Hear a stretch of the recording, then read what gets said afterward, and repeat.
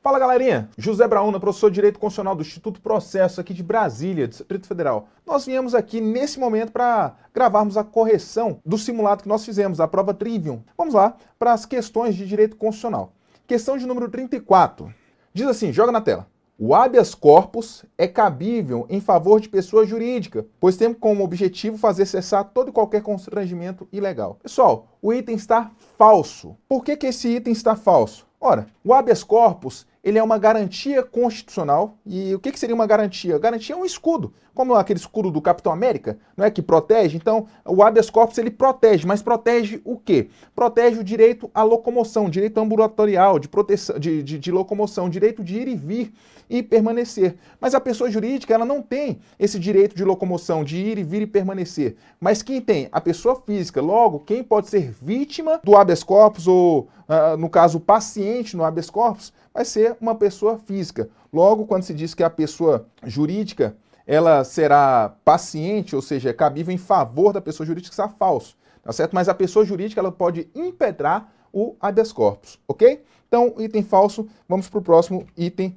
número 35. A Defensoria Pública e o Ministério Público têm legitimidade para impetrar o mandado de injunção coletivo. Ora, esse item aqui está verdadeiríssimo.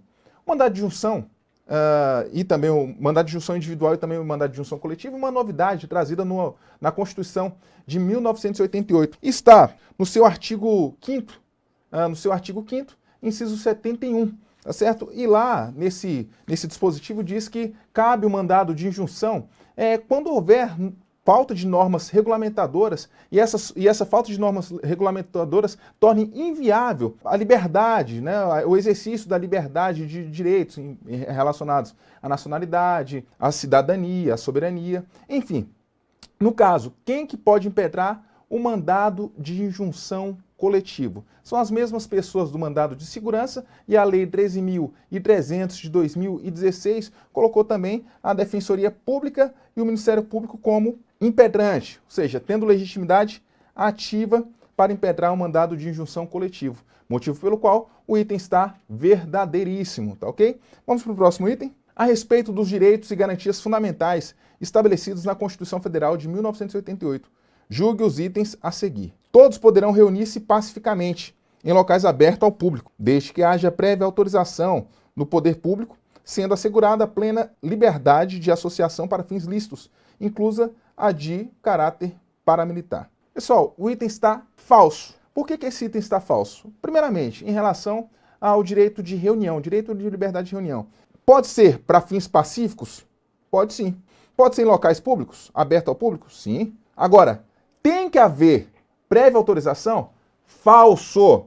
Não se exige prévia autorização. O que se exige é aviso prévio à autoridade competente para que não venha chocar outras reuniões ali marcadas, tá ok? Então, o primeiro erro está aí. Não necessita de prévia autorização. Cuidado, não necessita de prévia autorização, e sim de aviso prévio. Uma outra questãozinha também relacionada à evolução, na verdade, do direito à reunião, que seria o próprio direito à associação, que o direito à associação é mais duradouro do que o direito à reunião. Nesse caso, para fins lícitos, tá ok, pode sim. Agora, é vedado a de caráter paramilitar, certo? Então não pode existir de caráter paramilitar, ou seja, em paralelo aos órgãos de segurança pública, em paralelo às forças armadas, ou seja, armados e assim sucessivamente, ok? Motivo pelo qual esse item 36 está falso. 37. Os direitos e garantias fundamentais têm como destinatários os brasileiros natos e naturalizados, não se aplicando aos estrangeiros. Falso.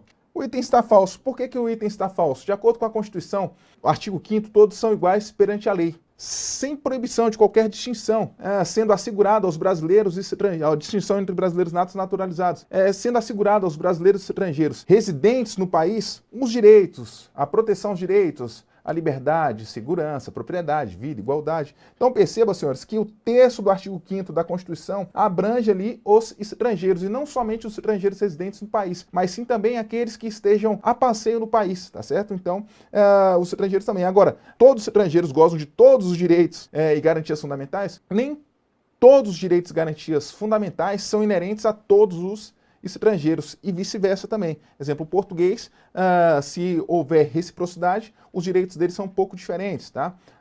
Uma outra questão também, se nós formos falar da questão dos estrangeiros, eles também têm alguns direitos só aqui no Brasil. Exemplo, direito a impetrar, alguns direitos garantidos, direito e garantia de impetrar a ação popular. Ele não tem esse direito, por quê? Porque é um cidadão e o estrangeiro ele não é cidadão. Tá? Então, item falso, vamos para a próxima, questão de número 38. De acordo com a Constituição Federal de 88, a perda ou suspensão dos direitos políticos se dará em caso de incapacidade civil relativa e condenação em ação de improbidade administrativa nos termos da lei. Esse item está falso. Por que esse item está falso? Perceba, o artigo 15 da Constituição, ele estabelece hipóteses de perda ou suspensão dos direitos políticos, sendo uma das hipóteses de perda a questão da cassação, ou perdoe-me, do cancelamento de naturalização por sentença transitada em julgado. Outros também colocam em hipótese de perda a recusa a cumprimento de obrigações a todos os impostos, né? De acordo com o artigo 5º, inciso 8º da Constituição, e se ele deixar de cumprir obrigação alternativa, como hipótese de perda. A questão ela não fez nenhuma distinção entre suspensão e perda. Tá? O interessante é que dentre esses 5 incisos que nós temos, lá diz, dentre esses que eu falei, lá diz também incapacidade civil, mas essa incapacidade civil não é relativa, e sim incapacidade civil absoluta. Outro sim, a condenação em ação de improbidade administrativa também é um caso de perda e suspensão. Então perceba, qual é o erro desse item? Qual é o erro dessa questão? A incapacidade civil é absoluta e não relativa, tá ok? Então item falso. Vamos para a próxima questão de número 39. Segundo estabelece a Constituição Federal, o alistamento eleitoral e o voto são obrigatórios para os maiores de 18 anos de idade e facultativos para os analfabetos, maiores de 70 anos, e para os maiores de 16 e menores de 18 anos de idade. Certíssimo, guarda verossemelhança com o que está previsto no artigo 14 da nossa Constituição Federal. Então perceba, obrigatório para os maiores de 18 anos. É só isso que está na Constituição. Tá? Não obstante, é facultativo para os maiores de 70 anos, para os de 16 aos 18 anos de idade e para os analfabetos. Um outro caso que o TSE também coloca como facultativo seria a questão dos portadores de necessidades especiais. Não obstante, não está previsto na Constituição Federal, e sim é um entendimento jurisprudencial, tá ok? Esse item aqui está correto. Vamos para a próxima questão. 40. Do ponto de vista político-administrativo, os estados federados são subordinados à União e os municípios são subordinados administrativamente aos estados em quem estiverem localizados. Falso, pessoal. Eu sempre digo e repito, não existe hierarquia entre os entes políticos. Lembrando, quais são esses entes políticos? Os entes políticos aqui eu até brinco, falo que é o medo. M de municípios, E de estado, D de Distrito Federal e U de União.